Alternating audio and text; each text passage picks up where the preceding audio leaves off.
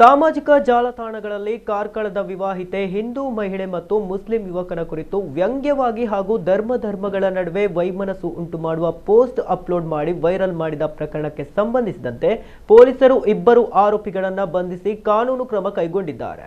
Meta data ಮೂಲಕ ಇನ್ಸ್ಟಾಗ್ರಾಂನಲ್ಲಿ post ಮಾಡಿದ ಆರೋಪಿಗಳಾದ ಬಂಟ್ವಾಳ ನಿವಾಸಿ ನಿತೇಶ್ ಕೆ ಮತ್ತು ಕಡಬ ನಿವಾಸಿ ಹಿತೇಶ್ ಎಂಬಿಬ್ಬರನ್ನ ಬಂಧಿಸಲಾಗಿದೆ. ನಿತೇಶ್ನನ್ನ ಪುತ್ತೂರು ತಾಲೂಕಿನ ಕಲ್ಲಬ್ಬ ಜಂಕ್ಷನ್ ಬಳಿಯಿಂದ ಹಾಗೂ ಹಿತೇಶ್ನನ್ನ ಮಂಗಳೂರಿನ ಲಾಲ್ಬಾಗ್ ಬಳಿಯಿಂದ ಬಂಧಿಸಿ ಅವರಿಂದ ಮೊಬೈಲ್ ಫೋನ್ ವಶಕ್ಕೆ ಪಡೆದುಕೊಳ್ಳಲಾಗಿದೆ. ಆರೋಪಿಗಳನ್ನ ನ್ಯಾಯಾಲಯಕ್ಕೆ ಹಾಜರುಪಡಿಸಲಾಗಿದ್ದು ನ್ಯಾಯಾಂಗ ಬಂಧನಕ್ಕೆ ಒಪ್ಪಿಸಲಾಗಿದೆ.